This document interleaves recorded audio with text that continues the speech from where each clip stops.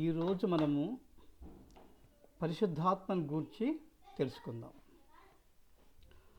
మనలో చాలామందికి పరిశుద్ధాత్ముడు పురుషుడా లేక స్త్రీనా అని చాలామందికి అనుమానం. కొంతమంది పరిశుద్ధాత్మ అతని మీద వాలింది అంటారు.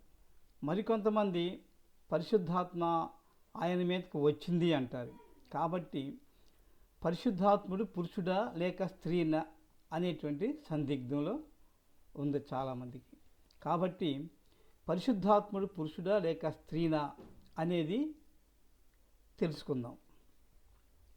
అసలు పరిశుద్ధాత్మను గురించి యేసుక్రీస్తుల వారు ఏమన్నారో చూద్దాం. యోహాను సువార్త 15వ అధ్యాయం 26వ వచనం. తండ్రి యొద్ద నుండి మీ యొద్దకు నేను పంపబోవు ఆదరణకర్త అనగా తండ్రి యొద్ద నుండి బయలుదేరు సత్యస్వరూపి అయిన ఆత్మ వచ్చినప్పుడు ఆయన నన్ను గూర్చి సాక్ష్యమిచ్చును. ఇక్కడ యేసుక్రీస్తు వారు తన శిష్యులతో మాట్లాడుతూ చెప్తున్న మాటలు ఇవి.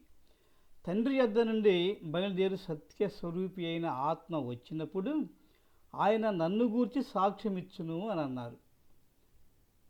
ఇక్కడ యేసుక్రీస్తు వారు పరిశుద్ధాత్మను ఆయన అని సంబోధించారు.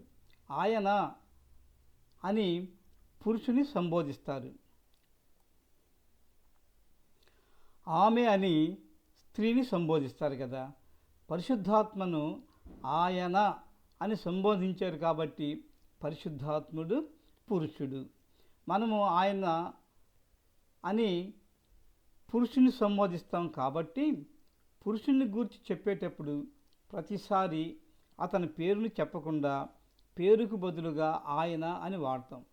అట్లనే యేసుక్రీస్తు వారు పరిశుద్ధాత్ముని ఆయన అని సంబోధించారు కాబట్టి పరిశుద్ధాత్ముడు పురుషుడు. కాబట్టి పరిశుద్ధాత్ముని సంబోధించేటప్పుడు స్త్రీని పిలిచినట్టుగా పరిశుద్ధాత్మ వచ్చింది, పరిశుద్ధాత్మ ఆమె మీద వాలింది అని అనకూడదు. పరిశుద్ధాత్ముడు పురుషుడు గనుక పరిశుద్ధాత్మను పురుషుని సంబోధించినట్లుగా సంబోధించాలి.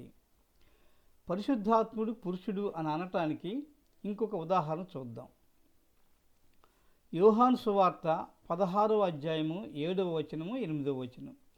అయితే నేను మీతో సత్యమనే చెప్పుచున్నాను, నేను వెళ్ళిపోవటం వలన మీకు ప్రయోజనకరము.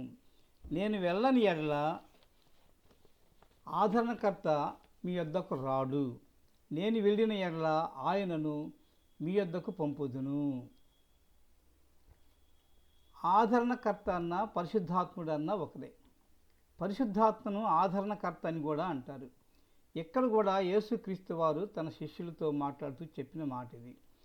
ఇక్కడ ఆదరణకర్తను లేక పరిశుద్ధాత్మను ఆయన అని సంబోధించారు కాబట్టి ఈ వాక్యం కూడా పరిశుద్ధాత్ముడు పురుషుడు అని తెలియజేస్తుంది. కాబట్టి పురుషుని సంబోధించేటప్పుడు స్త్రీని సంబోధించినట్లుగా పరిశుద్ధాత్మ వచ్చింది, పరిశుద్ధాత్మ వాలింది అనకూడదు. పరిశుద్ధాత్మ వచ్చాడు అని సంబోధించాలి. ఆదరణకర్త అన్న పరిశుద్ధాత్ముడు అన్న ఒకటే అని చెప్పే వాక్యాన్ని పరిశీలిద్దాం. యోహాను సువార్త 14వ అధ్యాయం 36వ వచనం. ఆదరణకర్త అనగా తండ్రి నా నామమున పంపబోవు పరిశుద్ధాత్మ సమస్తమును మీకు బోధించి నేను మీతో చెప్పిన సంగతులన్నిటినీ మీకు జ్ఞాపకం చేయును. కాబట్టి ఈ వాక్యాన్ని బట్టి పరిశుద్ధాత్మ అన్న ఆదరణకర్త అన్న ఒకరే. పరిశుద్ధాత్మకు మరొక పేరు ఆదరణకర్త అని తెలుసుకోవాలి. Thank you.